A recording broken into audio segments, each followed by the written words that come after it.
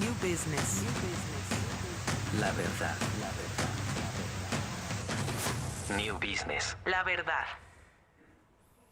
Bien, estamos de regreso con más informaciones y me acompaña el abogado Justino González, como se lo había mencionado antes de irnos a la pausa, porque vamos a estar hablando sobre el caso de New Business. Hoy específicamente vamos a estar hablando sobre ese principio de especialidad y que llama la atención, Justino, gracias por estar con nosotros, llama la atención que la juez de este caso, Valoisa Martínez, ha reconocido anteriormente que el expresidente Ricardo Martinelli gozaba de un principio de especialidad. Sin embargo, luego ella misma se contradice y es esto lo que hace posiblemente tener una nulidad.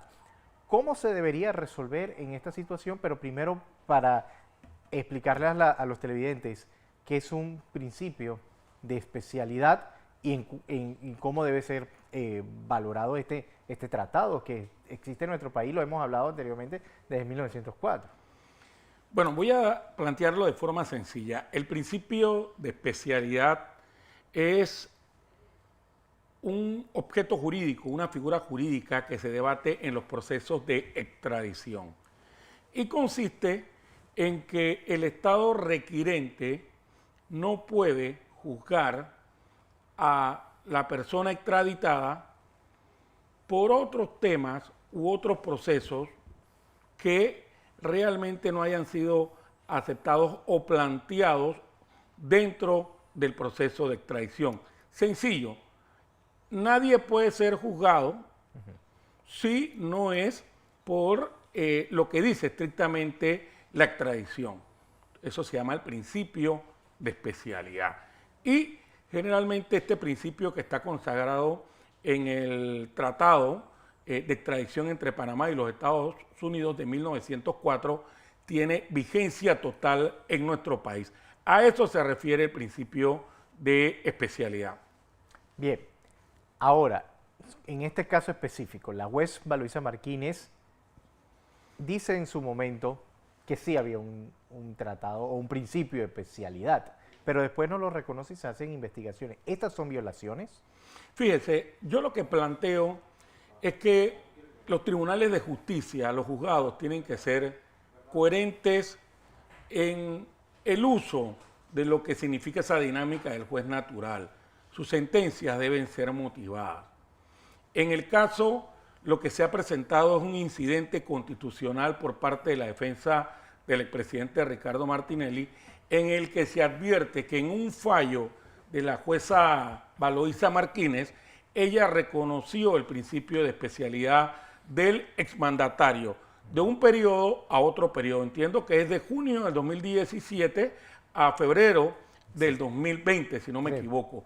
Y que en ese reconocimiento del principio de especialidad de su fallo, sencillamente señaló, como lo expliqué, que solamente Ricardo Martinelli debe ser juzgado por los delitos por los cuales se le extraditó, que fue el tema conocido como los pinchazos. Además, este fallo fue objeto de una apelación que confirmó, en todo caso, la Corte Suprema de Justicia, validando los actos de la juez de primera instancia. ¿Esto qué significa? Que ese reconocimiento del principio de especialidad, en este momento, con el incidente de constitucionalidad que ha presentado la defensa, debe surtir un efecto inmediato, que es precisamente la nulidad de las piezas procesales, de los actos de investigación, de los eventos de investigación que ocurrieron en el periodo de tiempo en que la jueza Valoisa Martínez estableció que el expresidente Ricardo Martinelli gozaba del principio de especialidad. La pregunta que todo el mundo en este momento se hace es si ella ha planteado que había un principio de especialidad en el periodo entre febrero del 2017 hasta junio del 2017, hasta febrero del 2020, estas pruebas que se practicaron en ese periodo son lícitas, son ilícitas. De acuerdo a mi experiencia como abogado litigante, la juez debe tener un pronunciamiento y para mí la consecuencia jurídica inmediata es la nulidad de todos estos actos procesales, sobre todo los de investigación. Y creo que en el líbelo de ese incidente constitucional están especificados cuáles deben ser declarados nulos. ¿Qué ocurre después que se declara la nulidad, que es insubsanable en la medida en que se reconoció el principio de especialidad? Sencillamente la juez tendría que adoptar, determinar una sentencia sin entrar a la consideración de esos elementos probatorios. Esos elementos probatorios quedarían excluidos, estimado periodista, de la sentencia, de la motivación de la sentencia.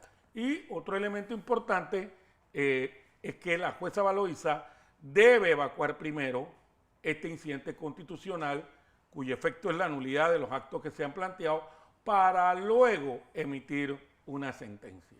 Y que hay documentos que avalan las palabras de la juez Valoisa Martínez Morán, donde ella reconoce, por ejemplo, que ha ratificado el documento de la Corte, que el expresidente Martinelli goza de este principio de especialidad. Ahora, se ha presentado esta demanda, ¿se llama? ¿O para mí un incidente constitucional. Este incidente, ¿quién lo resuelve? Lo debe resolver la propia juez, porque ha sido presentado ante ella. Pero fíjese, lo más importante es que para mí me resultó interesante este incidente constitucional, porque no constituye un acto dilatorio. Yo tuve acceso al líbelo del incidente constitucional y es muy interesante su contenido, porque está bien sustentado. Entonces, para mí es un elemento novedoso, no porque dilata, novedoso no porque es caprichoso, novedoso no porque se trae los cabellos un planteamiento, sino porque sustenta la prejudicialidad en la opinión de la propia juez Valoisa Martínez, que reconoció que había un principio de especialidad que respetarle al exmandatario y habla en ese líbelo del incidente de la doctrina de los actos propios. O sea, esa sustentación, ese pronunciamiento, o sea, un documento muy, muy interesante desde el punto de vista procesal y que pone a la justicia a prueba, pone al sistema de justicia a prueba porque ha sido sustentado. Incluso se menciona el auto en el que la juez Valoisa Martínez plantea el derecho el principio de especialidad e inserta también la decisión de la segunda instancia, en este caso de la Corte, donde avaló todas las decisiones de la Corte y que señala a la Corte que no hay ninguna ponderación de que se estaban vulnerando derechos. Por lo tanto, avaló el principio de especialidad. Lo interesante aquí es que la justicia debe ser eso, imparcial, objetiva. Para mí es un documento muy revelador, muy interesante. Sí, el documento es interesante, revela muchas cosas, está muy específico en los puntos, pero el comportamiento de la juez Valoisa Martínez dentro de la misma audiencia durante estos 9 días, no llamar a los testigos protegidos, no exigir que estuvieran también allí gerentes de algunos bancos, no permitirle a la defensa, no solamente a la del expresidente Ricardo Martinelli, sino a los demás, un tiempo más prolongado como se lo permitió a la Fiscalía, haciendo ellas mismas a veces las propias objeciones cuando eran en el interrogatorio.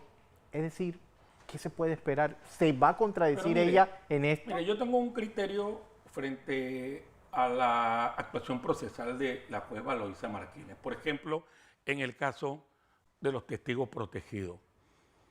Quienes tenían que llevar los testigos protegidos era la Fiscalía.